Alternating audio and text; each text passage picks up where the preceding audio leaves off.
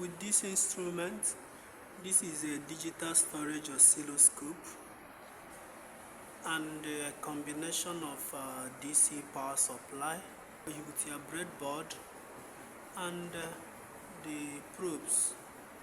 With this you can study signals that are generated.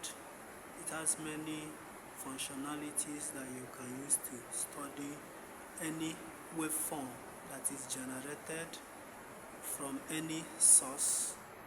So this is the use of digital storage oscilloscope. The other oscilloscopes are available, but these have more capability in the sense that you can move whatever file, whatever waveform you save, you can move it using your USB cable to wherever you need for any further analysis beyond what this can do.